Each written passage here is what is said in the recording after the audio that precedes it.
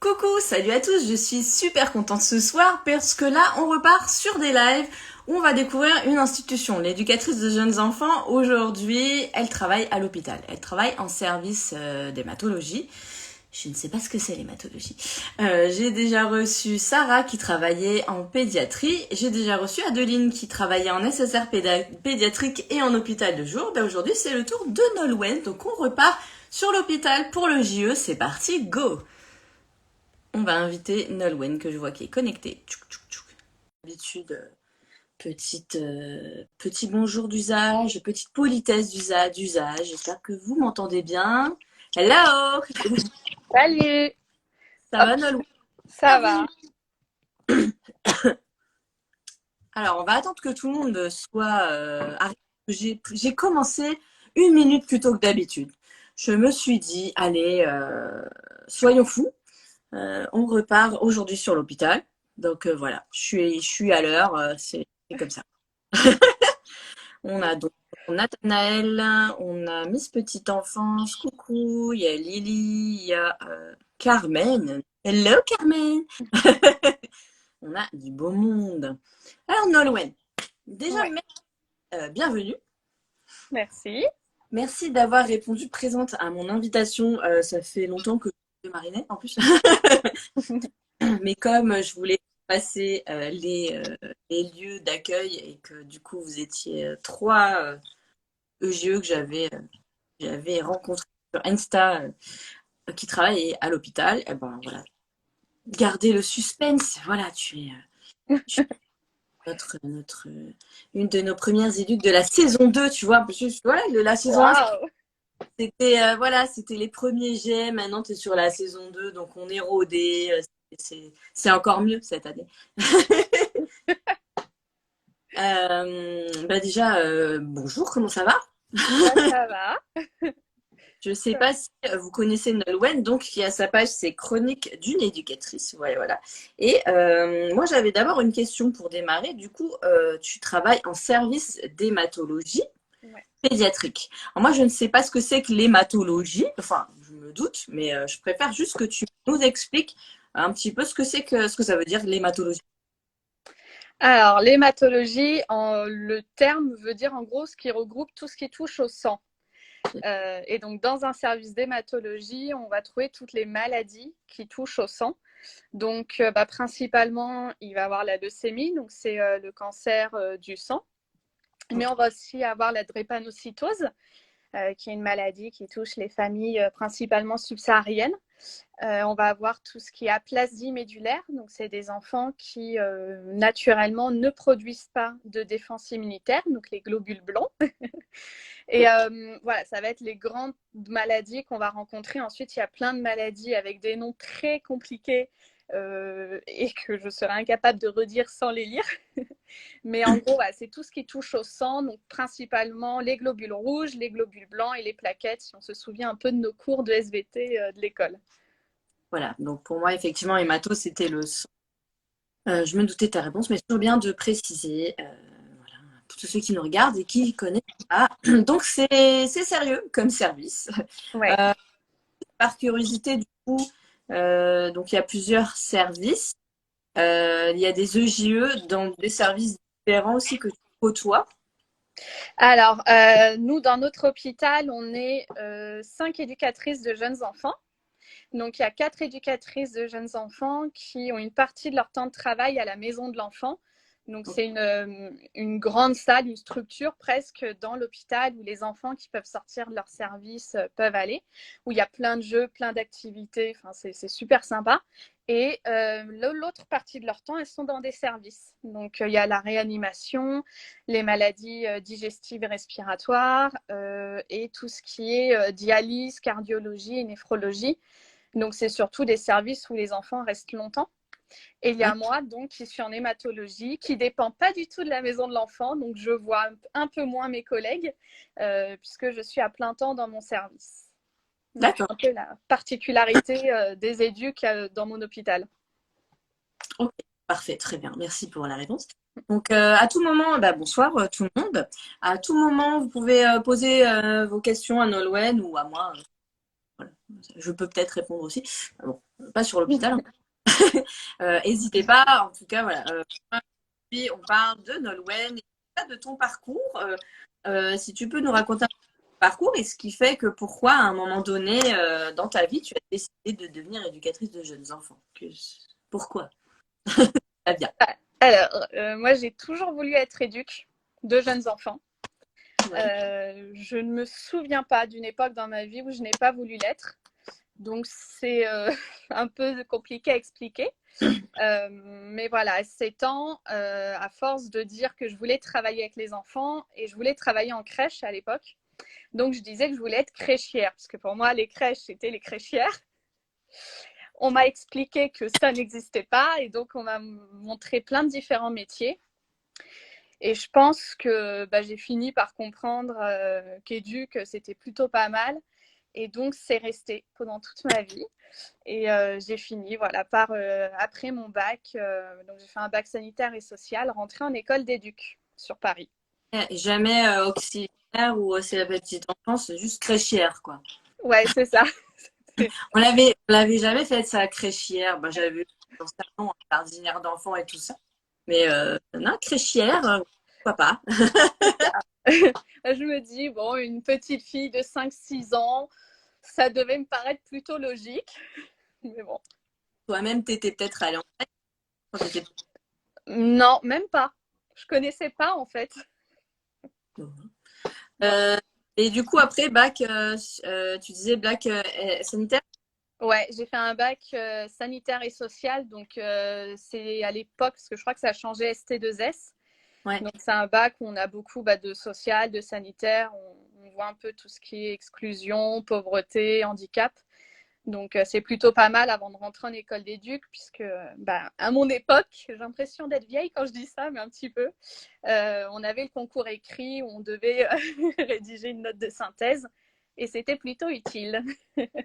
Et est-ce que tu te rappelles un petit peu de ta formation, si ça remonte pas trop loin? Qu'est-ce que tu en avais pensé? Est-ce qu'il y a des moments, des formations, enfin, ce que tu as envie de partager avec nous sur ta formation? Tu m'entends bien? Il y a un problème. Alors, moi j'ai été diplômée il y a 5 ans.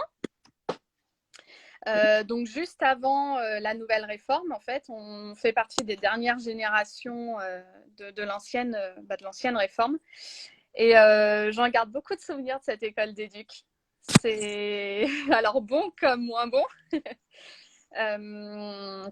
Je me souviens surtout des échanges qu'on avait entre tous les collègues de promo.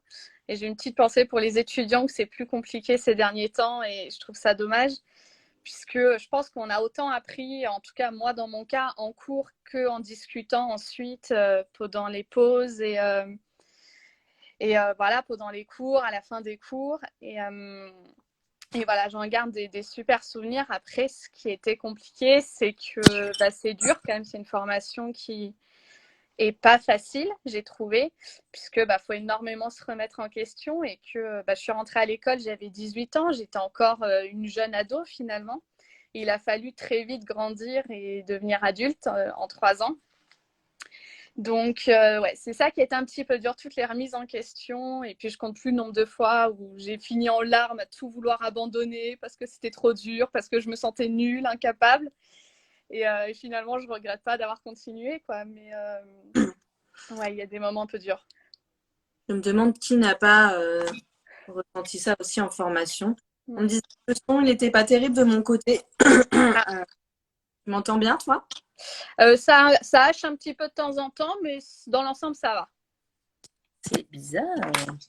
Ah non, hein, ça suffit. J'ai un nouvel iPhone que j'ai avec moi rien que pour vous. Alors, ah non, ça suffit. Oula. Hop, voilà. Tu te rappelles du sujet de ton mémoire ou d'un des stages les plus marquants, un stage qui t'a... Bah, ouais. Le stage qui m'a le plus marqué, c'est le stage où j'ai fait mon mémoire. Donc, j'ai fait mon stage long. C'était mon stage long donc de 3e année. Il a duré 8 mois. Et c'était à l'Institut Gustave Roussy, qui est un hôpital à Villejuif qui s'occupe que de personnes atteintes de cancer, en fait. Et j'étais en pédiatrie, forcément. Et c'est un stage qui m'a beaucoup touchée. Et du coup, mon mémoire portait sur l'accueil et l'accompagnement de l'identité culturelle des familles venant de l'étranger, puisque c'est un hôpital qui accueille énormément d'enfants venant de l'Europe entière. Et voilà, ça m'est paru évident à un moment, même si le sujet a mis beaucoup de temps à venir. T'es, Euh, pardon, excuse-moi, t'es dans quelle région? je suis à Paris. T'es pas au Kremlin-Bicêtre? Non. Non. Non. Non, parce que j'ai fait mon stage là-bas et à la maison de l'enfant et au Kremlin-Bicêtre, on recevait beaucoup d'enfants Ouais. à l'hôpital. Ouais. Non, non, là, j'étais à Villejuif pendant mon stage. Donc, et là, je suis à Debré, à Paris aussi. Ok, parfait. Donc, un stage à 18, tu rentres en formation à 18 ans déjà. Donc, tu réussis le concours du premier coup. Ouais. Ok. Donc, déjà, je ne te parle plus. Et donc, direct. Et toi, tu sais que tu as plus ou moins ta vocation, enfin, tes lieux de prédilection, ce sera plutôt enfin, l'hôpital, l'enfant malade, ou ça vient cette envie. Alors, ça s'est fait en plusieurs temps. Pendant très longtemps, avant d'entrer en formation, je ne voulais pas entendre parler d'enfants malades et d'hôpital. Et pendant que j'étais au lycée, j'ai des personnes de ma famille, des proches qui ont pu être atteints d'un cancer. Et donc, ça m'a déjà sensibilisée et j'ai eu envie de m'y intéresser. Et arrivé à l'école d'éduc, j'ai fait mon premier stage en crèche, en multi-accueil, comme ce qu'on demande en général à tous les élèves. Et même si j'adorais, j'ai bien compris que c'était pas là où je devais travailler. Ouais. Et au fur et à mesure de la formation, finalement, c'est devenu une évidence que c'était l'hôpital. Et j'ai pu faire mon premier stage à l'hôpital en deuxième année, puisque j'ai fait 2 stages à l'hôpital durant ma formation.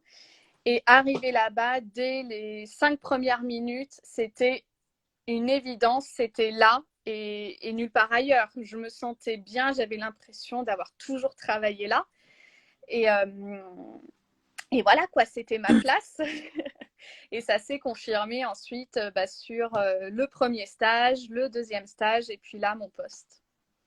Et justement, quand on me dit ou quand on te dit que le JE, sa place, c'est pas à l'hôpital, qu'est-ce que tu réponds?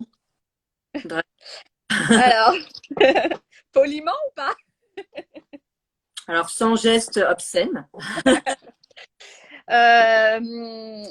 Déjà, c'est une phrase, enfin une question auquel j'ai dû faire face pendant ma formation, autant la part d'étudiants que de formateurs, puisque quand les personnes ont vu que j'avais fait 2 stages à l'hôpital, que beaucoup de mes dossiers portaient sur l'hôpital, j'ai très vite eu des réflexions me disant mais pourquoi tu fais pas infirmière Et j'étais là, non, en fait, je vais être éduque, mais à l'hôpital.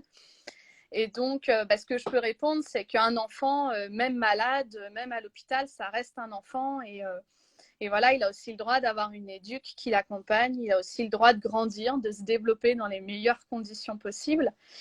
Et d'ailleurs, c'est ce que je dis aux familles. Je fais, vous avez connu la crèche, vous avez connu l'école, vous avez connu potentiellement l'IME, enfin tous les centres pouvant accueillir des enfants.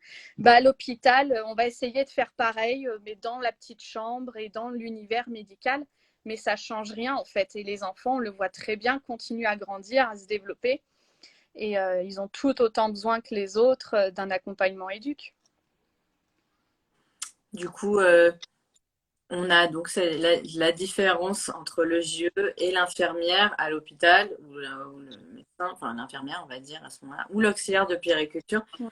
Est-ce qu'il y a des différences, du coup, qui se voient, se démarquer? Les Oui, parents, à vous différencier et comment?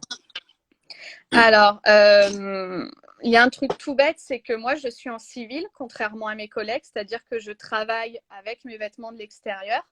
Donc ça, pour les parents, au premier abord, ça aide. Et ensuite, par rapport aux médecins, je ne prescris pas de médicaments, je ne prescris pas d'examens médicaux, je ne rends pas de diagnostic. Même si les familles peuvent me demander si j'ai des résultats médicaux, et parfois je les ai puisqu'on a des réunions, je ne leur dis pas, c'est pas mon boulot. Par rapport aux infirmières, je ne prépare pas les médicaments, je ne pose pas les perfusions, je ne fais pas les soins. Heureusement pour eux. Et par rapport à une auxiliaire, voilà, les auxiliaires sont là pour aider l'enfant au quotidien, donc pour aider à la préparation des repas, lors des toilettes, aider lors des soins. Et voilà, on ne peut pas comparer un boulot d'éduc avec un boulot d'auxiliaire. Malheureusement, même si je sais que certaines aimeraient avoir plus de temps, elles n'ont pas la possibilité de s'installer 1 heure avec l'enfant pour faire une séance ludique, contrairement à moi où pour le coup je suis là pour ça. Donc c'est là-dessus que les familles peuvent un peu nous différencier. Voilà, c'est un petit peu elle toute la journée. Moi, c'est un vrai temps dans la journée prédéfini, je dirais. Du coup, les missions de logis à l'hôpital ou dans un service comme le tien en tout cas, concrètement, c'est quoi? Alors, si je devais donner un titre à mon métier, c'est de garantir le développement de l'enfant à l'hôpital. Ça, c'est comme n'importe quel éduc, ça ne change pas. Et donc, mon rôle va être le même que celui d'une éduque en crèche ou en IME ou même en prison pour certaines, c'est-à-dire m'assurer que l'enfant ait tout ce qu'il lui faut pour grandir et évoluer sereinement. Là, Ça sous-entend que du coup, l'enfant est là pour un long séjour. oui, C'est oui, oui, toujours pour le cas. oui, oui, c'est le cas. Les patients les enfants, les patients que je prends en charge sont là pour au minimum 6 semaines et ça Ok, peut aller jusqu'à plus de 6 mois. d'accord. Et ça, je parle bien d'une hospitalisation sans rentrer à la maison, Ok, puisque le traitement dure 2 ans. Donc, on prend en charge les enfants sur une période de 2 ans finalement, ok. avec des petits retours à la maison quand même. Mais c'est vrai que quand on a l'enfant pendant 6 mois sans un retour à la maison, alors juste pour une nuit ou un week-end, c'est effectivement, je pense qu'on peut appeler ça un accompagnement sur le long terme. Et pédiatrie, c'est jusqu'à 18 ans ou c'est Ouais, c'est jusqu'à 18 ans. Alors nous, dans notre service, les ados de plus de 16 ans leur proposent d'aller dans un autre hôpital qui a un service où ce qui va de mémoire 16 à 25 ans. Et c'est vrai que c'est un peu plus adapté. Je pense qu'un ado de 16 ans, bon, il a vite fait le tour des jeux que je peux proposer à un enfant de 10 ans, quoi. ouais. Et par contre, on peut accueillir dès la naissance. Ok, parfait. Et la naissance, du coup. Ouais. C'est la différence aussi avec les. Donc, on revient sur le rôle de l'EGE. Donc, c'est là pour permettre à l'enfant de développer dès son arrivée à l'hôpital. Mm. Donc, il y a cette première partie. Oh, vous tombez. Une deuxième partie qui est la particularité de l'hôpital, c'est que je vais souvent reprendre avec les enfants ce qui s'est passé au niveau des soins. Parfois des petites piqûres, une radio, ça peut inquiéter les enfants pour parler des examens les plus soft. On a d'autres examens un peu plus invasifs. Et voilà, ça, je propose à l'enfant 2-3 petites choses pour un peu dédramatiser ou du moins le préparer, qu'il sache à quoi s'attendre. Donc, les Lego, pour ça, c'est génial, hein, Ouais. globalement, pour décrire très rapidement. Une autre de mes rôles va être de rendre la chambre de l'enfant le plus accueillant possible, puisque ça va être sa maison pendant plusieurs semaines, sachant que nous, les enfants, ne peuvent pas du tout sortir de leur chambre, c'est-à-dire qu'ils sont vraiment dans un espace clos pendant plusieurs semaines. Donc, c'est décorer la chambre, amener du matériel pour que l'enfant puisse jouer, décorer, se sentir un peu comme chez soi. Donc, souvent, on plastifie les photos des familles, des amis, les lettres des copains d'école, tout ça. Ouais, ça fait moins aseptisé et ça sécurise un peu plus l'enfant ou ça lui rappelle le lien entre la maison et l'hôpital. Ouais, ouais. Donc, ça, c'est chaque nouveau patient une petite partie du boulot. Un de mes autres rôles aussi propres au service, ça va être que je gère tous les événements et les fêtes. Donc, je vais gérer par exemple la fête de Noël. Là, ce mois-ci, c'est Septembre en Or. Tous les jours, on a des intervenants. Donc, j'organise, je gère, je m'occupe des intervenants. Les cadeaux d'anniversaire des enfants, puisqu'on fête les anniversaires des enfants. Donc, ils ont un cadeau, on décore la chambre, un gâteau, voilà, pour essayer de le rendre un peu convivial.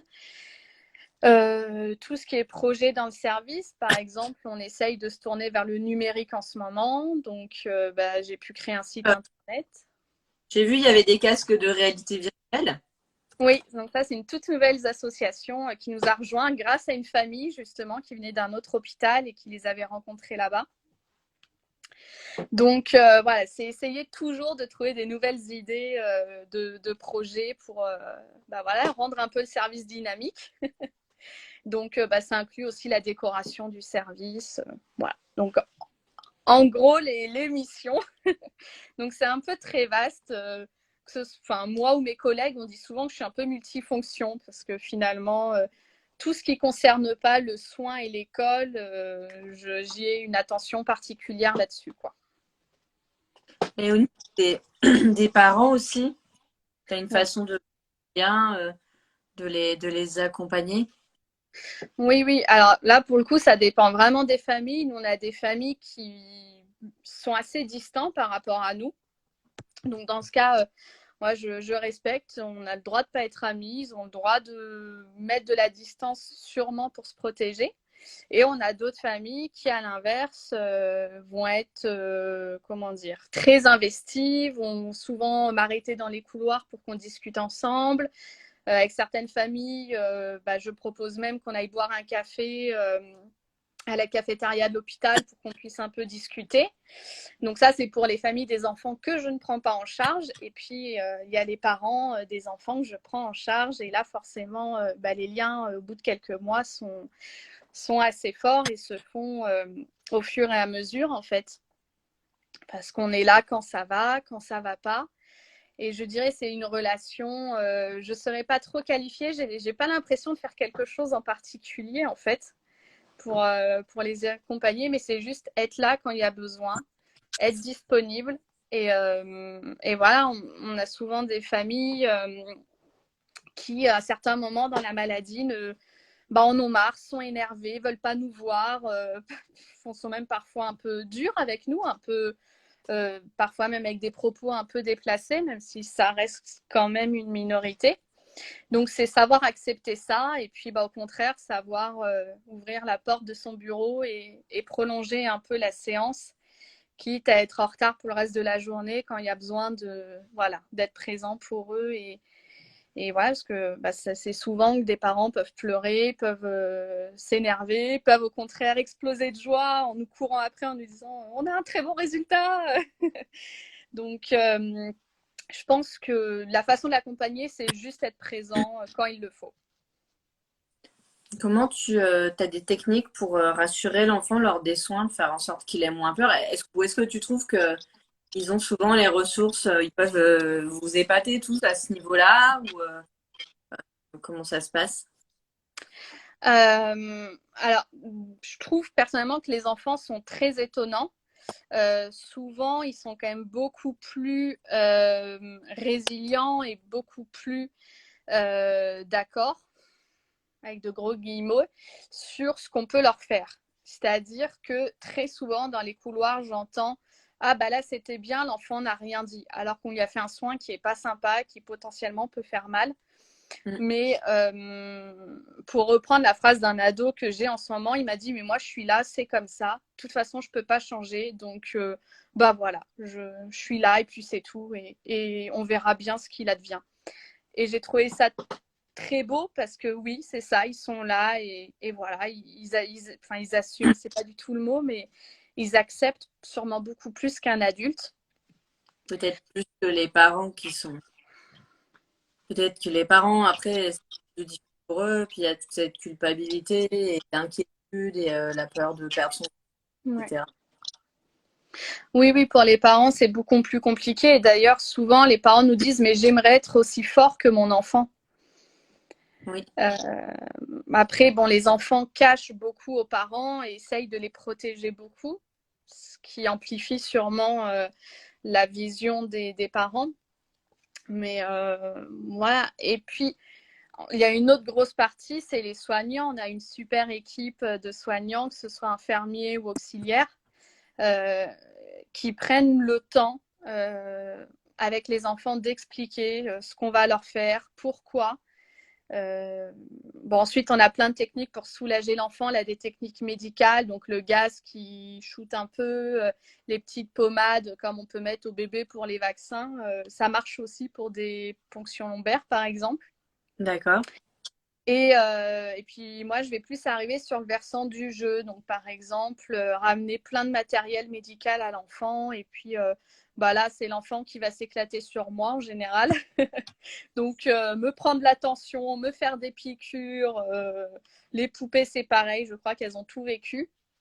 Et puis, on sait, hein, l'enfant, il extériorise tout par les jeux. Donc, voilà, j'ai pas de technique particulière, mis à part mettre à disposition de l'enfant tout ce qu'il peut rencontrer d'un point de vue médical.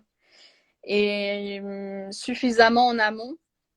Et en fait, il sera déjà moins inquiet parce qu'il connaît le matériel, il sait comment le matériel réagit, il sait le bruit que ça fait. Et bon, rien que ça, ça enlève une grosse part de stress quand même. Est-ce que, je sais que les élèves, les stagiaires, ils aiment bien savoir concrètement ce que fait le JE sur le terrain, même si tu nous as donné tes missions. Est-ce que tu peux nous donner, par exemple, ta journée type, ce que tu fais quand tu arrives, voilà, au niveau un petit peu réel, de l'organisation, la mise en place, les services, les visites, etc., etc.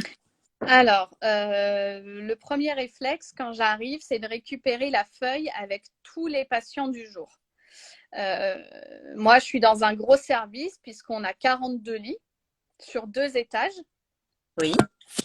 Donc, ce ne serait pas possible toute la journée de me balader tout le long des couloirs pour savoir qui est là. Donc, j'ai une liste avec tous les patients. Premier réflexe, c'est regarder s'il y a un nouveau, que ce soit un petit ou un grand. Ensuite, c'est d'aller au poste de soins. Donc, il y en a 2 du coup, un par étage. Et de regarder un petit peu s'il y a des soins prévus aujourd'hui pour les enfants que je prends en charge. On a un petit tableau, en fait, les soins prévus dans la journée sont écrits. Ça va être prendre les transmissions avec les infirmières, les auxiliaires. Il y a des jours où on n'a rien besoin de se dire et puis il y a des jours où on va discuter un peu plus longtemps parce qu'il s'est passé quelque chose dans la nuit ou la veille. Et ensuite, je commence mes séances. Donc, avec les familles, souvent en amont, je leur propose un horaire selon mes disponibilités, selon le rythme de l'enfant dans la mesure du possible. Et donc, en général, mais à l'hôpital, il faut faire preuve d'une grande adaptation. Je commence mes séances dans l'ordre prévu, selon les horaires prévus. Donc, c'est des séances qui durent 1 heure avec les enfants. Donc, je ne vois pas beaucoup d'enfants par jour parce que, l'air de rien, sur une journée de 7 ou 8 heures, ça ne fait pas beaucoup d'enfants. Puisqu'avant chaque séance, il faut que je nettoie tout le matériel. Voilà. Puisqu'on travaille en stérile, donc le nettoyage est une grosse part de mon travail aussi. Donc pour une séance d'1 heure avec un enfant, donc un temps de jeu d'1 heure avec les enfants, je peux avoir facilement une demi-heure de désinfection. Quand je ramène des livres, notamment, la demi-heure passe très vite, quoi. Mais t'es seule sur le service, tu disais? Oui, Pour 50 lits? 42. 42, pardon. Effectivement. Ouais. Ah, Ouais. que tu peux voir un enfant finalement. Alors, nous, déjà, on a fait le choix que je vois les enfants qu'en dessous 4 ans. D'accord. Les grands, ils ont l'école, puisque c'est pas possible, je pourrais pas voir tout le monde. Et ensuite, tout dépend, puisque là, par exemple, en ce moment, j'ai que 2 bébés. Parfois, j'en ai 12. Donc, quand j'ai pas beaucoup d'enfants, je peux me permettre de les voir tous les jours. Quand j'ai 12 enfants, ça va être 2 fois par semaine, 3 fois par semaine pour ceux qui en ont plus besoin. Mais voilà, quand il y en a beaucoup, je ne peux pas tous les voir. Et puis malheureusement, il suffit que l'enfant soit pas dispo au moment où j'ai besoin de le voir, au moment où c'est prévu, pour que je puisse pas forcément le décaler. Donc tant pis, on se revoit à la prochaine séance prévue. Alors que quand ils sont pas nombreux, comme en ce moment, je peux décaler. Il peut dormir toute la matinée, c'est pas grave, quoi. Je vais le voir l'après-midi et voilà. Donc voilà un petit peu pour ma matinée. Après chaque séance avec les enfants, j'écris un bilan. Là, c'est un bilan, c'est une note d'observation, exactement comme on peut demander aux étudiants pendant leur stage, qui là reste que pour moi. C'est une note que je partage pas. C'est des notes parce que comme parfois les enfants rentrent un week-end, une semaine, 2 semaines, 3 semaines à la maison, ça me permet de savoir exactement tout ce que j'ai pu faire avec l'enfant. Et si jamais un jour son médecin me demande de faire un bilan, j'ai exactement tout ce qu'on a fait, toutes les réactions de l'enfant, où il en est de son développement, déjà noté d'avance, quoi. Donc, puis voilà, avec la matinée, avec ça, en général, j'arrive à voir 2 ou 3 enfants par matinée. Quand j'en vois 3, je suis contente. C'est souvent plus 2. Ouais. Puisque je commence à 9h le matin. Donc, puisqu'avant, ils dorment. Voilà. Et donc, en début d'après-midi, si j'ai beaucoup d'enfants qui font la sieste, c'est là où je m'occupe de tout ce qui est association, fêtes, événements, bénévoles. Donc, un petit peu plus d'administratif. Jusqu'au moment où les enfants vont se réveiller, où je vais retourner en séance. Et là, ça va faire comme le matin, en fait. Je vais reprendre 1 heure de séance, mon petit bilan, de la désinfection, un enfant, un bilan, 1 heure de séance. Voilà. Donc, ça, c'est vraiment une journée type. Bien évidemment, quand on a des fêtes, je ne vois pas les enfants. En tout cas, je ne fais pas de séance, mais j'accompagne les intervenants de chambre en chambre. Puisque pour ceux qui viennent pour la première fois à l'hôpital, nous, on a un équipement particulier. On a la Charlotte. Bon, le masque, tout le monde l'a en ce moment. Mais parfois, il faudrait expliquer comment on le met correctement. Les grosses blouses, bien tout désinfecté. Donc, c'est nécessaire d'être avec les intervenants pour leur expliquer. Parce que c'est pas évident. Hein. Nous, quand je vois dans la rue les personnes se toucher le masque, remonter les lunettes, c'est des petits gestes inconscients, mais nous, dans notre service, c'est pas possible. Donc, dès que un intervenant ou quelqu'un touche quelque chose qui n'est pas propre, faut tout arrêter et se désinfecter et on peut repartir. Ok. La crise sanitaire, ça a changé quelque chose? Pas grand-chose. Alors, la seule chose que ça a changé pour mon service, c'est qu'il y a plus le droit à 2 parents en même temps. C'est qu'un seul parent dans la chambre à la fois. Ok. Donc, ça a été un petit peu dur. Pendant le premier confinement, on n'avait plus personne dans le service, dans le sens où on n'avait plus d'enseignants, on n'avait plus de bénévoles, on n'avait plus d'associations, on n'avait plus les clowns. Donc finalement, il restait les soignants, les psys, moi, et c'est tout, je crois. Donc là, ça a été des semaines très chargées, puisque j'ai aidé mes collègues enseignantes à transmettre les devoirs aux élèves. Comme on n'a plus d'association, plus de bénévoles, c'était essayer de trouver des solutions pour faire des activités en ligne. On recevait beaucoup de colis ensuite à redistribuer dans les chambres. Donc voilà, mais là, heureusement, tout le monde est revenu et ça se passe bien. Donc je croise les doigts pour que ça continue. Il y a Nolwenn, l'autre Nolwenn dans le chat, I love my usual job, qui dit dur pour le côté famille, côté ensemble. C'est sûr que c'est plus compliqué. Du coup, tu parlais des psychologues, etc. Donc, quels sont les professionnels que tu côtoies au quotidien? Est-ce que vous faites des réunions? Est-ce que c'est plutôt avec des EGE d'autres services? Enfin, comment ça se passe? Alors, pour les réunions, le lundi matin, on a une réunion qui a toujours lieu et là qui regroupe tous les pros du service. C'est ce qu'on appelle le staff ou la transmission. Et donc, en fait, en 1 heure, on va passer tous les enfants en revue et tout ce qui s'est passé sur le week-end.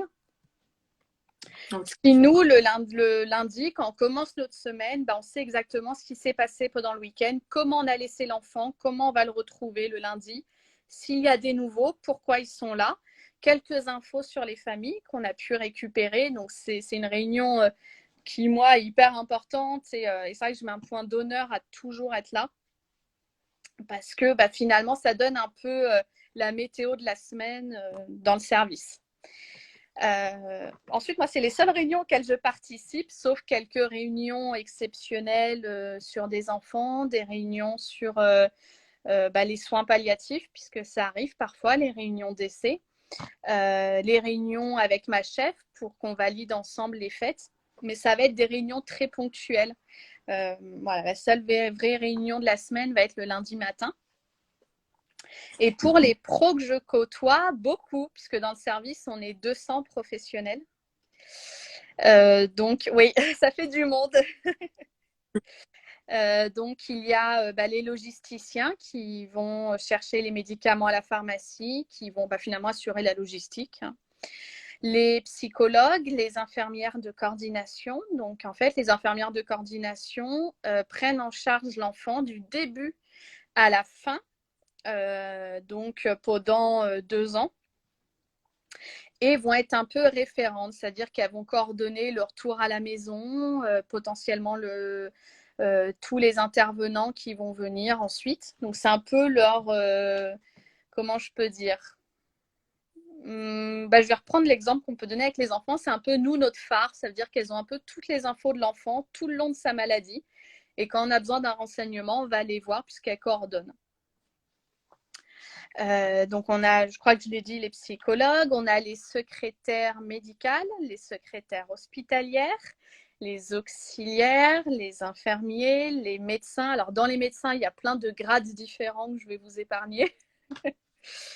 Il y a les enseignants maternels, primaires, il y a les professeurs, collège, lycée. On a aussi les professeurs de la ville de Paris. Donc là, c'est musique, sport et arts plastiques. Ouais. On a une psychomotricienne, on a des kinés, on a les cadres du service, qui je côtoie au quotidien, et bien sûr les associations et les agents d'entretien. Ça fait du monde. Je vais Ça rebondir fait un du peu. monde. Je vais rebondir un peu à ce qui se passe dans le chat. Déjà, j'ai une question en privé, donc pour répondre à la question que j'ai eue en privé. Donc, le sujet du jour, c'est on accueille Nolwenn, je reçois Nolwenn, qui est éducatrice de jeunes enfants à l'hôpital en service d'hématologie pédiatrique. Et l'hématologie, c'est donc les enfants atteints de maladies du sang. C'est bien ce que j'ai compris. Nous avons Florence, parcours d'une éducatrice, qui demande si tu es salariée de l'hôpital ou de la fonction publique hospitalière. Alors, je suis salariée de l'hôpital et en tant que salariée de l'hôpital, je suis de la fonction publique hospitalière. Alors nous, à la PHP, j'avoue que je ne comprends pas bien et tout ce qui est titulaire contractuel, je ne comprends rien. Tout ce que je sais, c'est que je suis titulaire de la PHP et donc de la fonction publique hospitalière. Donc en fait, si j'ai bien compris tout ce qu'on m'a expliqué quand on m'a embauchée, je pourrais très bien être envoyée dans un autre hôpital s'il y avait besoin. Parfait. D'ailleurs, pour ceux qui nous regardent, je cherche un éducateur de jeunes enfants qui travaille dans la fonction publique territoriale. Donc, et je trouve pas. Donc, si quelqu'un veut faire un live avec moi, n'hésitez pas à m'envoyer un message privé. Merci. Ensuite, il y a Chache alors qui demande comment tu as fait pour trouver le poste à l'hôpital. En fait, comment tu fais ta place? Parce qu'on dit souvent que c'est un secteur bouché pour les EGE ou très rare. Alors oui, c'est rare. Mm. Puisque nous, par exemple, on est le plus grand hôpital pédiatrique de Paris, voire même de France, et on n'est que 5 éduques. Donc ça donne une idée un peu, même s'il y a d'autres hôpitaux plus petits qui en ont plus. Mais effectivement, il y a peu de postes. Moi, ça a été un hasard. En fait, avant d'arriver à l'hôpital, j'avais arrêté de travailler parce que j'en avais marre. J'avais eu des expériences qui ne m'avaient pas trop plu avant et j'avais besoin de faire un break. Et mon papa vient me voir un jour en me disant il y a un poste à Robert Debré en hémato qui est le service que je voulais absolument. Et en fait, l'éducatrice avait posté l'annonce sur Facebook, sur un groupe d'éducs sur Facebook. Et donc, j'ai envoyé mon CV, et puis voilà, j'ai fait un entretien, ça s'est bien passé, une journée dans le service, ça s'est bien passé. Et voilà, finalement, la cadre a décidé de m'embaucher. Donc, c'est purement du hasard, sincèrement. Si mon père n'avait pas vu le post Facebook et s'il n'était pas sur les groupes d'éduc, alors qu'il n'est pas du tout éduc, j'aurais sûrement jamais su qu'il y ait eu un poste à l'hôpital, quoi. Eh Donc, ben, voilà. merci papa, en tout C'est cas. ça. C'est une belle opportunité, effectivement. Pardon. Petites allergies qui reviennent. Moi, je voulais savoir, du coup, les qualités qui, selon toi, qui font que, voilà, pour travailler à l'hôpital, en tout cas en tant qu'éduc, quelle qualité faudrait idéalement avoir, quoi. L'adaptation. Ne pas s'évanouir à la vue du ça, on s'en doute. Oui, ça, on s'en doute. Après, bon, quand je vais à l'hôpital, moi en privé pour quelqu'un d'autre, je suis pas forcément à l'aise. Alors qu'au boulot, je n'ai aucun souci. Je peux voir des opérations avec plein de sang et tout, ça me dérange pas. Donc voilà, il y a une différence entre l'hôpital et la vie privée quand même. Parfois, ça vaut le coup d'essayer. Donc oui, ça va être l'adaptation, l'énergie. En tout cas, dans mon service, les journées sont très remplies. Par exemple, c'est souvent que la pause repas, il n'y en a pas. Hein. Voilà, pour être très clair. Que je peux avoir des longues journées, notamment quand on a des fêtes, c'est fréquent, pour pas dire tout le temps, que j'arrive à 8 heures au travail et que je pars à 23 heures sans pause. Donc, il faut savoir tenir le coup. Même si heureusement c'est pas le quotidien. Je pense qu'il faut aussi, alors c'est une qualité un peu bizarre, mais connaître ses limites. Ce qui moi me fait un peu défaut, c'est pour ça que je le conseille comme qualité, c'est que l'hôpital, si on ne se dit pas stop, là j'arrête, je suis fatiguée, j'ai eu des situations compliquées, il faut que j'en parle, personne va dire stop, ou en tout cas on va peut-être nous le dire, mais on va pas en tenir compte. Et c'est vraiment important pour moi de savoir se connaître et savoir où sont nos limites pour pas aller plus loin que nos limites en fait. Et ça, c'est pas évident, surtout quand on est jeune éduc. On a tendance à vouloir en faire beaucoup et c'est pas toujours. Alors, bon, s'il y a des amis qui me regardent, elles vont se marrer parce que c'est tout l'inverse de ce que je fais, mais c'est pas toujours une très bonne idée parce qu'on s'épuise et vaut mieux en garder un petit peu sous la semelle pour tenir sur la longueur parce que c'est des services éprouvants. Donc, voilà, pour moi, c'est une grosse qualité qu'il faut avoir. C'est savoir dire stop quand il y a besoin. Comme autre qualité, ça va aussi être la résilience. Parce que effectivement, on fait face à des situations compliquées, à des décès parfois. Il faut savoir continuer d'avancer, même si c'est dur. On a le droit de pleurer, on a le droit d'être en colère. Mais derrière, il y a quand même d'autres enfants qui attendent et on peut pas. Enfin voilà, il faut aussi penser à eux. En fait, on ne peut pas s'arrêter de vivre parce qu'on a eu une mauvaise nouvelle. Et donc c'est important comment dire, de trouver les solutions pour passer outre. Donc ça peut être d'en parler, de se faire aider, d'en parler, mais c'est important. Ouais, justement, là, on est sur donc l'enfant malade en hématologie et donc des maladies très graves. Et on peut effectivement parler donc, du décès de l'enfant. Donc là, on côtoie la mort de l'enfant. Ah, salut Pierre! C'est que ce petit qui passe me faire coucou.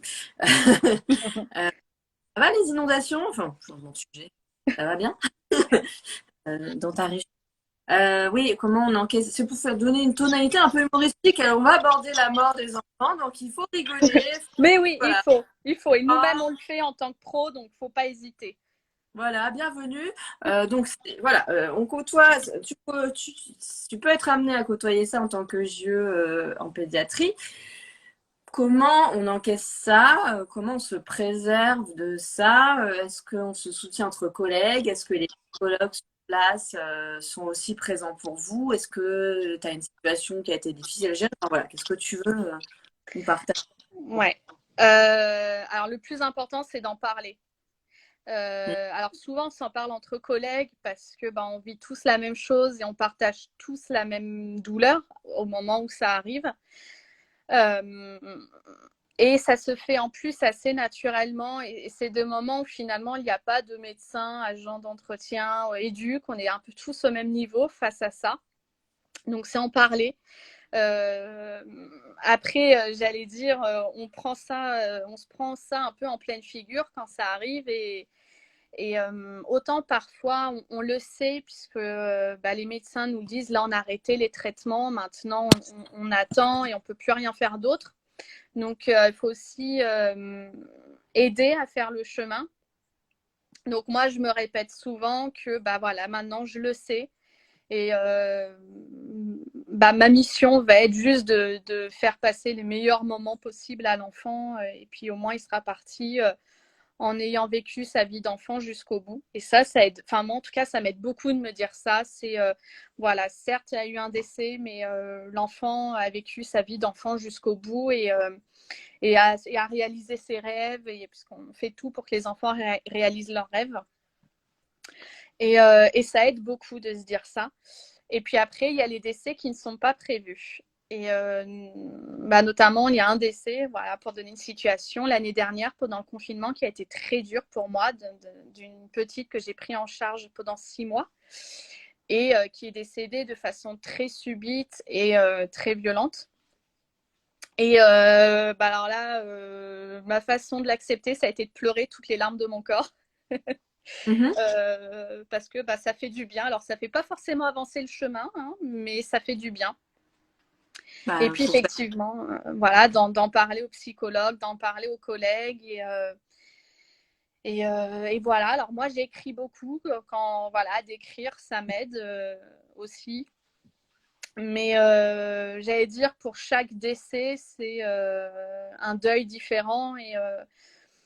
Et voilà, pour certains enfants, j'ai besoin d'écrire, d'autres j'ai besoin de pleurer, d'autres j'ai besoin de me mettre en colère parce que juste à ce moment-là, ça me faisait chier. Parce que, enfin voilà, c'est très propre à chaque enfant et à la relation que j'ai pu créer à chaque enfant. Mais ce qui est sûr, c'est dans tous les cas en parler. T'accompagnes pas les familles dans ce processus de perte d'enfants, si? Alors, si, quand les enfants sont en soins palliatifs, donc les soins palliatifs, c'est que l'enfant n'a plus de soins curatifs, donc on ne cherche plus à soigner, mais juste à être confortable. Je continue de voir les enfants. Et puis, lors du décès, dans la mesure du possible et dans la mesure où je suis présente à l'hôpital, je me rends au lever de corps. Donc les levées de corps, alors c'est pas très joyeux, hein, mais c'est aussi la réalité. C'est quand Mhm. l'enfant quitte l'hôpital dans son cercueil pour aller être enterré, souvent s'enterrer la plupart du temps. Mhm. Et c'est un peu les derniers au revoir. Et moi, c'est important, c'est ce qui m'aide souvent à passer le cap et à me dire que j'ai fait mon boulot jusqu'au bout. Et puisque c'est voilà, se dire au revoir avec la famille et voilà, que l'accompagnement est fini, même si bien évidemment on est toujours présent s'ils veulent revenir après. Mais si, bien sûr, je suis présente jusqu'au bout aussi quand je m'en sens capable, puisque si c'est trop dur, on sera, enfin, je sais que je serai jamais critiquée parce que là, je décide de prendre un peu de recul. Voilà, faut s'écouter. Ça revient à une des qualités. Voilà. Émotionnellement, c'est lourd comme différence. Alors, j'ai une question qui est peut-être complètement à côté, mais c'est juste par curiosité. Je ne sais pas si elle est très professionnelle comme question. Et au niveau de la distance professionnelle, justement, avec le décès de cet enfant, d'enfant, et tu parles qu'ils vont se faire enterrer, etc. Est-ce que tu vas assister aux cérémonies ou tu stops une fois qu'il est sorti de l'hôpital ou pas.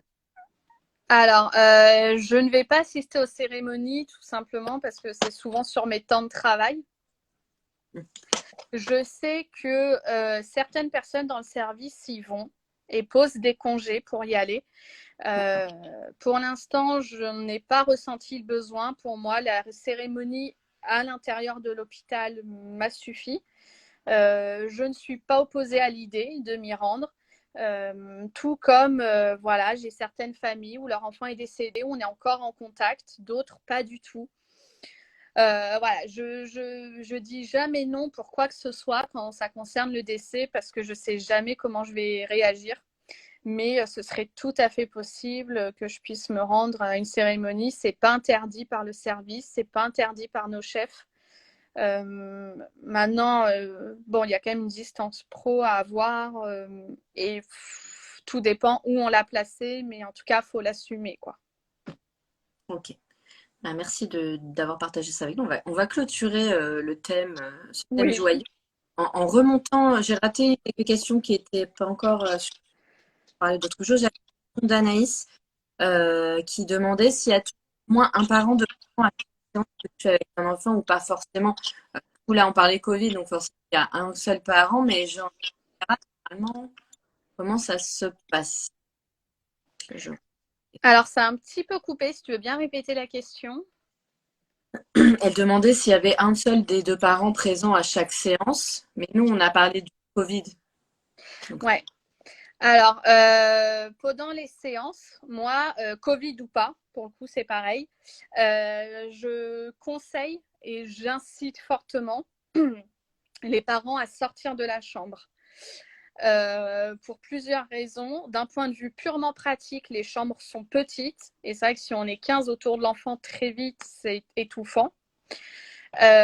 Pour une raison bienveillante, c'est que les familles, si on ne leur dit pas de sortir, elles resteraient jour et nuit sans manger, sans aller aux toilettes dans la chambre. Et que parfois, bah, ma venue ou la venue des infirmières, enfin peu importe, ça va être le moment dans la journée où elles vont pouvoir aller manger, où elles vont pouvoir se doucher.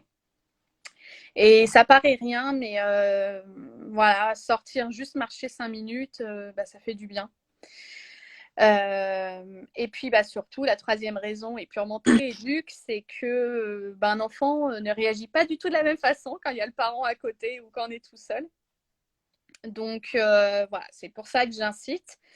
Après, j'écoute les parents. Si un parent n'est pas en confiance, s'il ne se sent pas à l'aise, s'il ne veut pas sortir pour quelque raison que ce soit, il n'y a pas de souci. Il peut rester, moi ça me dérange pas. Maintenant, je leur explique pourquoi moi je leur propose de sortir et souvent, si c'est pas la première séance, quelques jours, quelques semaines plus tard, ils sortent parce que bah voilà, ils ont suffisamment confiance et puis ils ont probablement d'autres choses à faire aussi. Donc voilà. Mais je suis quand même très souvent toute seule avec l'enfant pendant les séances. ok. J'avais aussi, non, c'était plutôt une affirmation de Orphan Number. Qui disait, je me sens souvent plus touchée par la mort d'un enfant que la mort d'une personne âgée. C'est sûrement normal, ce sont important en fait. Alors du coup, peut-être que tu as travaillé aussi avec des personnes âgées, Orphine, peut-être tu veux nous en dire un petit peu plus. Après, j'imagine que c'est pas dans l'ordre des choses qu'un enfant parte, plutôt une personne âgée. Donc ça peut toucher. Après, ça dépend vraiment de chacun. Regardez, Nolwenn est à l'hôpital, elle fait un super bon boulot, elle a les qualités requises pour le faire. J'ai tout. Moi, j'ai mon stage à l'hôpital, je l'ai foiré royal et je sais que j'irai jamais à l'hôpital. J'y suis allée par curiosité, on me dit dans un autre live, hein, je sais pas si tu l'avais vu, mais en me disant que j'y vais pour voir parce que je sais que j'irai jamais. Et ça a été une catastrophe parce que moi j'étais tétanisée dans les services et j'étais très très mal et au final à la maison de l'enfant donc au Kremlin-Bicêtre. Je suis restée dans la maison de l'enfant et voilà. Et je pense qu'effectivement on peut pas travailler dans tous les domaines et on est plus ou moins touché par certaines situations et voilà. Là dans le cas d'un décès effectivement ça dépend des personnes et de ce qu'on a vécu aussi. Skanis, désolé, j'écorche ton pseudo. Skanis demande si tes expériences t'ont permis de découvrir de nouvelles valeurs professionnelles. Justement, j'allais te demander quelles valeurs étaient ta pratique au quotidien. Donc, voilà. Euh, alors, je dirais que c'est toutes mes expériences qui m'ont permis d'acquérir mes valeurs. Euh, j'allais dire, je suis pas très originale en termes de valeurs, mais pour moi, il y en a une qui est la plus importante, où je mets un point d'honneur, c'est le respect.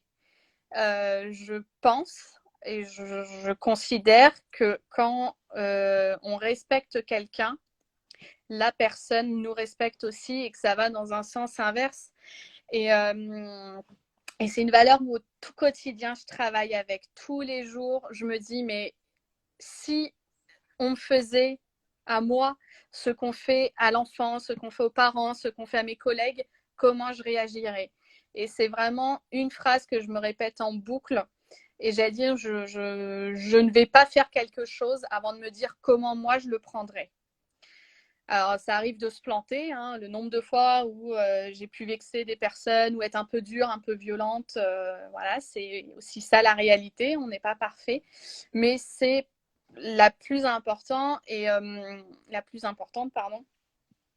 Et puis, ouais, je trouve que c'est un peu la base de notre métier. Moi, il y a un pédagogue que j'admire beaucoup, c'est Janusz Korczak. Et il a écrit le livre Le droit de l'enfant en respect. Et c'est un livre que je pense, les pages doivent se déchirer tellement je l'ai lu. Et c'est un livre qui a fait tout son sens. Et où, quand je l'ai lu, je me suis dit, bah oui, en fait, c'est bien ça. Je ne me suis pas trompée de métier, il n'y a aucun doute. Et ça a pris tout son sens. Et j'allais dire, c'est là où je me suis dit, bah, c'est ça être éduque et c'est ça que je veux être et que je veux faire. Donc, J'adore Janus Korczak. Si vous êtes étudiant, vous allez étudier le livre. Du coup, vous allez lire le livre que Nolwenn a cité parce que voilà, parce que c'est un grand monsieur qui est resté jusqu'au bout avec les enfants, qui avait eu l'occasion de sortir du camp de concentration. Il n'a pas pris cette occasion-là et il est resté avec les enfants. Et voilà. Et c'est beau. Enfin, voilà, c'est une vocation. Et voilà, j'aime beaucoup ce qu'il a fait. Salut, je salue. Comment ça s'écrit, s'il vous plaît? Alors, je vais essayer de l'écrire dans le chat. Janus, je sais que c'est écrit comme ça. Corse, Jacques, je crois. Alors, je crois que c'est comme ça. En tout cas, je cherchais si j'avais pas le livre à côté de moi pour montrer l'écriture, mais apparemment, j'ai oublié une lettre. ah. Alors, je sais pas si vous allez réussir à lire l'écriture en inverse, mais Ouais, j'avais. Wouh, je suis pas formatrice pour rien.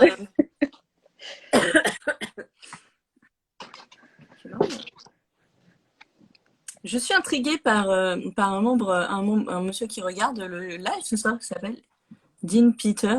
Alors, c'est Et mon c'est père. un magicien. Ah! Je me disais, et puis je me suis dit, bonjour monsieur. Je me suis dit, c'est drôle, il y a un magicien qui nous regarde, parce que je crois. Et peut-être qu'il veut travailler à l'hôpital. Et puis je me suis dit, pourquoi il regarde? Bon. Alors, il connaît très bien les enfants puisqu'il est magicien pour les petits. Donc, voilà. Ce qui explique pourquoi il était sur les groupes d'éduc et donc il m'a transmis l'offre d'emploi. Voilà, c'est grâce à vous, bravo. Voilà. Qu'est-ce qu'on ferait sans notre papa?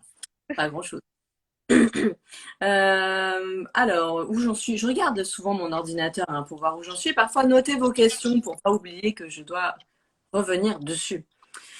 Donc voilà, ça on en a parlé, ça on en a parlé. Qu'est-ce que tu préfères dans ton métier? Qu'est-ce qui te fait te lever le matin? Ah, est-ce que ça plante que chez moi ou ça plante chez Nolwenn? Vous m'entendez ou pas?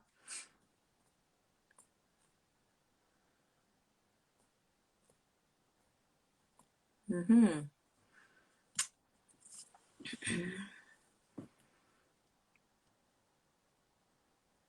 Si ça plante de mon côté, je vais relancer le live. Je vais attendre un petit peu. Ah, ça doit venir de chez Nolwenn alors. Oui, alors. Ça plante, oui. Donc moi, vous me voyez, je suis encore là. Nolwenn va revenir, elle va redémarrer. Comment ça va, vous? Ok.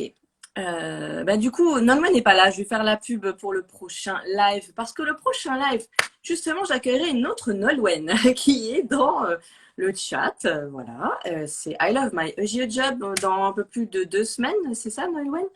Voilà, j'ai enchaîné les deux Nolwenn d'un coup et on partira au Canada. Donc voilà, nous allons voyager sur le prochain live. Je vais essayer de reprendre.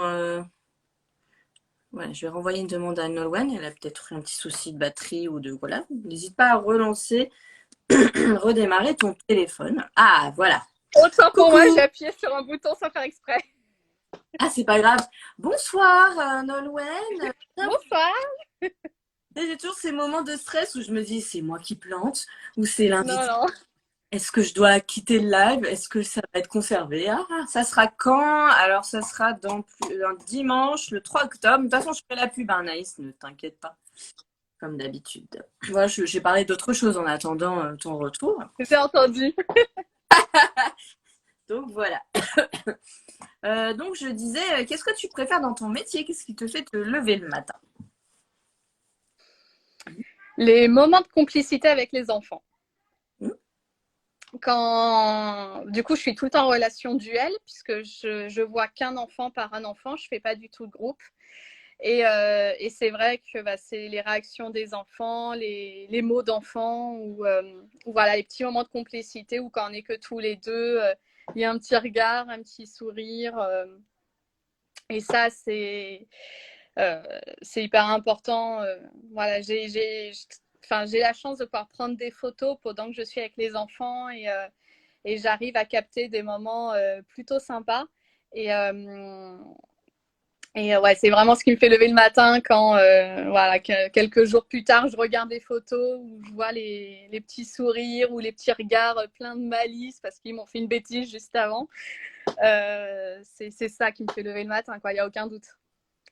Et à l'inverse, les difficultés que tu as au quotidien, soit au niveau de l'enfant, des parents ou de l'équipe ou de l'hôpital, hein, ça peut être. C'est quoi qui. Euh, c'est l'impression de jamais avoir le temps de faire quoi que ce soit. J'ai un peu l'impression de courir après le temps parce que on a un gros service, on a beaucoup d'enfants. Parfois, j'aimerais voir les plus grands, mais je peux pas parce que je n'ai pas le temps. L'impression aussi de jamais faire assez. Et ça, c'est quelque chose qui est assez dur pour moi. J'ai toujours envie de faire plein de choses et une fois que je l'ai fait, alors tout le monde est content, mais je me dis, je fais non, mais là, j'aurais pu rajouter ça, puis ça, puis ça, puis ça, puis ça. Et ça, c'est un peu dur. Ouais. Mais j'ai bien aimé ta réponse parce que t'as accusé personne en fait. C'est Ah nous ouais, le non, non. problème, c'est pas les collègues, c'est pas le parent un peu pénible là qui me nanana, non, c'est le temps. Et ça, je crois que c'est la première fois qu'on me répond ça. Donc voilà, chapeau. On n'y voit pas bien. Est-ce que j'allume la lumière? Je ne sais pas. Ouais, Elodie, on a parlé d'émissions déjà au début du live de Nolwenn, mais en plus elle donnait plein de détails, donc n'hésite pas à aller revoir le replay. En tout cas, je rappelle, donc Nolwenn est éducatrice de jeunes enfants à l'hôpital en service d'hématologie pédiatrique. C'est moins difficile à dire que Adeline quand elle était en SSR pédiatrique et hôpital pédopsychiatrique, je ne sais plus si Ah c'était. oui. J'étais là, oh my god. Et mes notes. Donc voilà. Euh, Est-ce que, dis-moi, si tu devais te comparer à un personnage de fiction, j'aime beaucoup cette question, ceux qui connaissent, voilà. J'aime bien un peu les personnages de fiction. Alors, t'as vu, moi, cette semaine, j'ai mis des musiques en lien avec Ouais.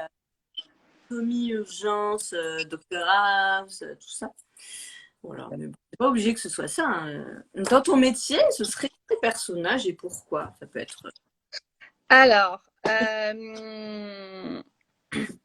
ça a beaucoup fait rire mon père parce qu'on a le même film. Mais pour moi, ce serait Mary Poppins. Euh, parce qu'en fait, enfin pour moi, Mary Poppins, c'est un peu la précurseur des éduques. Alors, je vais peut-être me faire huer quand je dis ça, mais voilà, j'assume. Et il y a une phrase qui compte beaucoup pour moi depuis que je travaille à l'hôpital, c'est rien n'est impossible. Et je dis souvent ça aux familles, je dis rien n'est impossible. Bien sûr qu'on ne pourra pas inventer un traitement miracle, mais on essaiera. Et peut-être que ça prendra du temps, peut-être que ce sera compliqué, mais c'est possible. Et je le dis pareil, pour les enfants, on a la chance de pouvoir réaliser beaucoup, beaucoup de rêves pour les enfants. Et je dis souvent aux enfants, je fais, mais dis-moi le rêve le plus fou. Et souvent, ils me disent, mais c'est impossible. Et je dis, mais rien n'est impossible, dis-moi, parce que si tu ne me le dis pas, là, pour le coup, je ne pourrais rien faire. Et finalement, j'allais dire, on a pu réaliser 99% des rêves des enfants actuellement. Alors, parfois, c'est long. Il y a un rêve là que j'ai réalisé il y a quelques jours pour un enfant, c'était d'avoir une vidéo de Kylian Mbappé. Ça a été long, on a mis 1 an, mais à force de harcèlement et de faire appel à tous nos proches, on a réussi à lui avoir cette vidéo.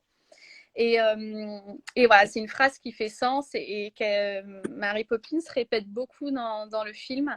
Et je trouve ça important. Et puis, elle incarne aussi la douceur et en même temps le cadre, les règles. Et je trouve ça aussi important à l'hôpital, puisque c'est pas parce qu'un enfant est malade qu'on doit tout lui laisser passer, bien au contraire. Il faut un cadre, il faut des règles. Et voilà, je trouve qu'elle représente assez bien ça voilà, dans les films. Du coup, tu parles des rêves des enfants. C'est quoi, globalement, les rêves des enfants? Qu'est-ce qui revient en général? Quelle thématique? Alors, je pense, un des rêves numéro 1, c'est dormir à Disney. Ah ouais? Ça, c'est Ah, un rêve qui revient beaucoup. On se demande pourquoi. ouais, ouais. Les autres rêves, ça va être ensuite de rencontrer les personnalités. Donc là, dernièrement, j'ai eu Julien Doré. Là, hier, j'ai eu une demande pour Weshden. J'ai eu Dadju. Les joueurs de foot, j'en ai à revendre. Alors, si Julien revient, tu peux m'appeler? Tu as mon Instagram. On prévoit ça, je te donne les contacts. Venez faire un reportage en secret. Je peux m'arranger avec lui. T'as son numéro. Mais Du coup, non, ils vont vraiment dormir à Disney? oui, ouais, on a pas mal d'enfants qui ont pu aller dormir, passer la journée, puis ensuite dormir dans les hôtels à Disney. Et c'est qui paye ça? Vous avez une assoce? Alors, on a plein d'assauts différentes. On a, alors nous, dans le service, on travaille principalement avec 2 associations pour réaliser les rêves, qui est l'association Petit Prince et l'association Magie à l'hôpital, qui sont les 2 grandes associations avec lesquelles on peut mettre en place des rêves. Et ensuite, il y a quelques autres associations avec qui on travaille plus ponctuellement. Mais voilà, ça peut être de tout genre. J'ai dernièrement un enfant qui était fan de BMX. On a pu lui obtenir une vidéo avec le champion du monde de BMX. Il va potentiellement pouvoir passer un entraînement avec lui un jour. Ça peut être tout et n'importe quoi. Et c'est ça que j'aime bien justement, c'est que parfois j'ai des demandes un peu folles. C'est quoi, c'est quoi le truc le plus dingue? Ah, c'est d'aller nager avec les dauphins dans les Caraïbes. Non, mais il a tout compris, cet enfant. Alors là, je dois avouer sûrement que pour la première fois dans ma vie, j'ai dit nager avec les dauphins, oui. Les Caraïbes, je suis pas sûre. Ah, c'était ça le 1% manquant. Voilà. La réalisation des rêves, oh, c'est moyen quand même. Vous y mettez pas du vôtre aussi, quoi. Ouais. Je vais faire une cagnotte. Non, mais ouais, c'est cool, c'est vachement cool, je trouve. Elodie, vous êtes combien de JO à travailler ensemble, si c'est le cas, bien sûr. Évidemment, comme on a parlé dès le début du live, parce que c'est le genre de question. Donc, toi, tu es toute seule dans ton service et Ouais. 4 ou 5 dans ton hôpital, c'est ça? Elles sont 4 ailleurs, ouais. Dans les autres services. Voilà. Nous arrivons bientôt en fin de live. Si tu n'étais pas à l'hôpital, que ferais-tu? Très bonne question. Hôpital. Un autre. Ouais, c'est ça. Euh, Sincèrement, c'est une question que je me pose beaucoup. Euh,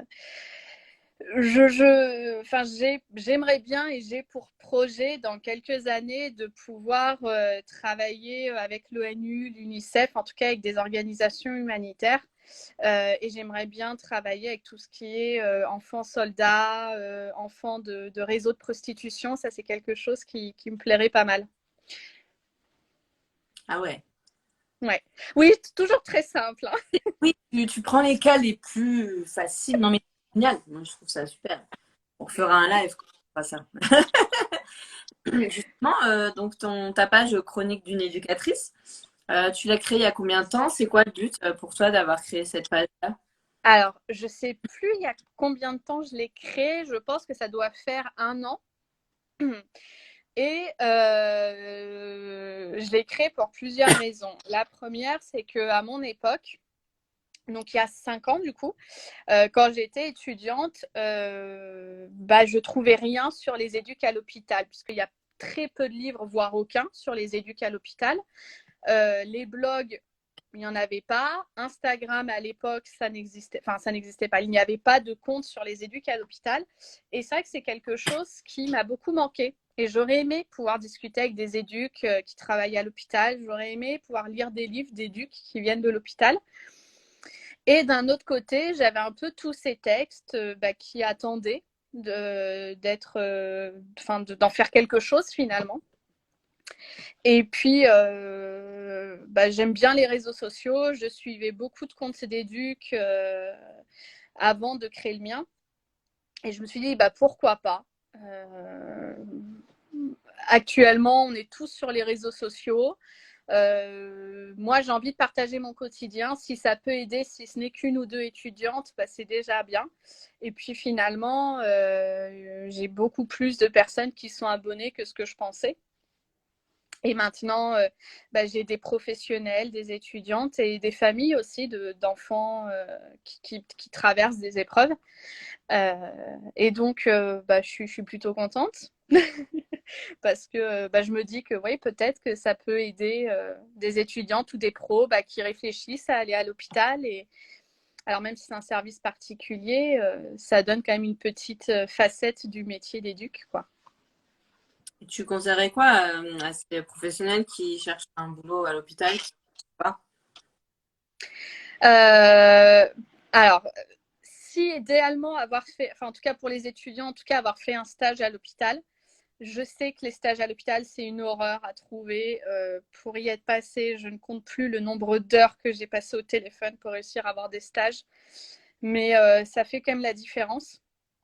Et puis, si on n'a pas de stage à l'hôpital, peut-être travailler dans des CAMS, dans des IME, dans du milieu un peu spécialisé qui a rapport de près ou de loin avec la maladie, le handicap. Et je pense que ça peut aider quand on veut y travailler.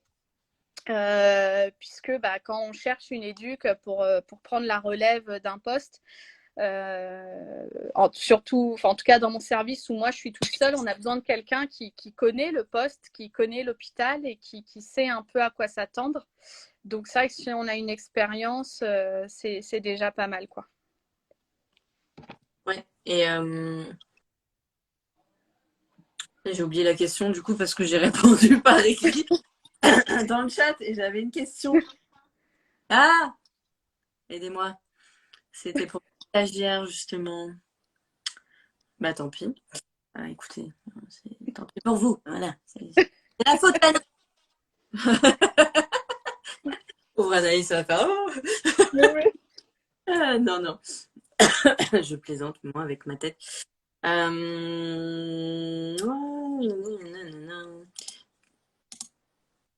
Dommage, je sais que c'était cool en plus.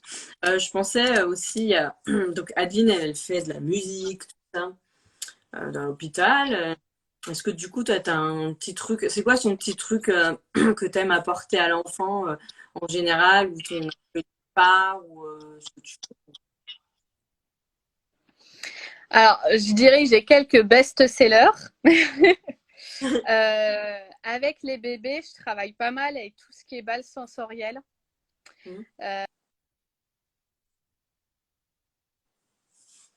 Oula. J'utilise beaucoup.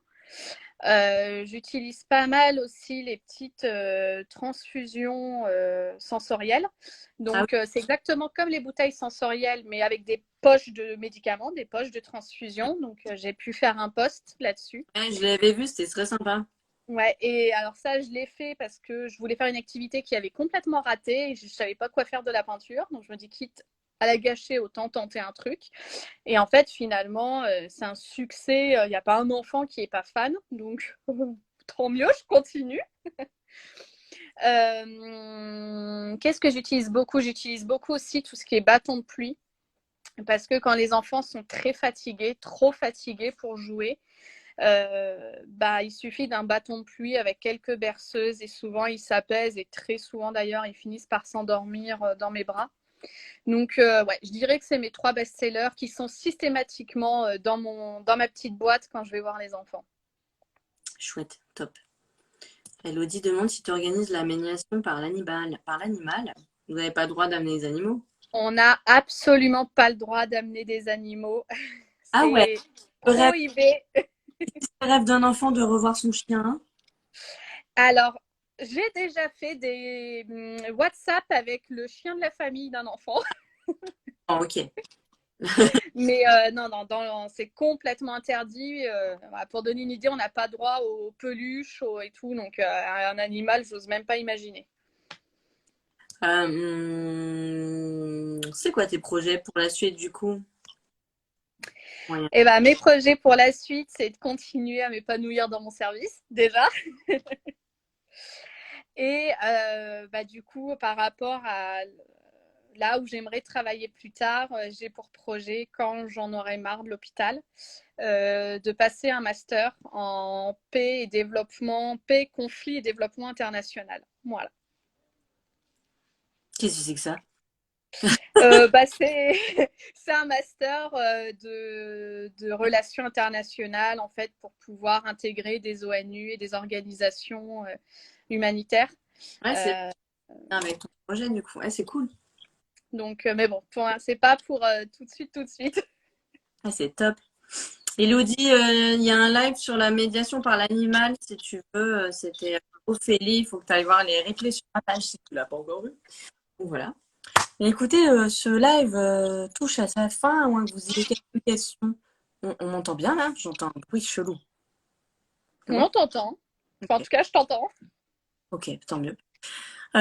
Si vous avez d'autres questions rapidement, dépêchez-vous parce qu'on a un petit décalage avec vous, du coup.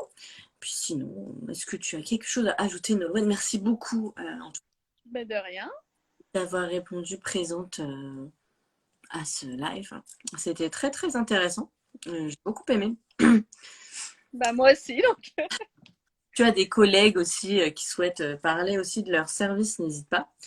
Je recherche Ouais. toujours de GE aussi en PMI, hein, fonction publique, PMI, surtout PMI, hein, c'est très très demandé, donc n'hésitez pas à demander autour de vous si vous en connaissez, et puis pour celles qui n'ont pas encore échangé avec moi, qui veulent faire un, n'hésitez pas. Le planning est très chargé hein, pour la saison 2, mais on sait si voilà. Donc voilà, merci à tout le monde d'être participé. Merci Nolwenn, merci au papa Ben, de rien. également d'avoir été très présent. Wow, c'est rigolo. Non, mais j'ai souvent mes parents aussi qui viennent pendant les lives. Oh là là, elle a dit ça. Il rêve d'être éduque, donc ça, voilà. C'est de famille. Alors, cher monsieur, je suis accompagnatrice à la VAE. Si vous êtes intéressé par un accompagnement, n'hésitez pas à me contacter. Bon, voilà, c'est mon travail en tout cas. Du coup, oui, moi, cette semaine sera réservée au webinaire sur l'oral de VAE et les prochaines formations pour arriver pour préparer l'oral. Nous, oula. J'entends des bruits, je ne m'entends, je vais parler moins fort. On se revoit très vite pour le prochain live sur Logier au Canada. On va bien rigoler. Et voilà. J'ai envie de clôturer ce live en finissant sur une citation de Nolwenn, Chronique d'une éducatrice, en disant que rien n'est impossible. Et c'est beau. Trop vieux, malheureusement. N'importe quoi, monsieur. Enfin, monsieur Nolwenn, allons. Bon. Eh ben, écoute, merci Nolwenn, je te fais des gros bisous. Et merci à tous. Passez une bonne fin de semaine et un bon week-end parce que ça arrive bientôt. Prenez soin de vous, je vous love et à très vite. Ciao, ciao!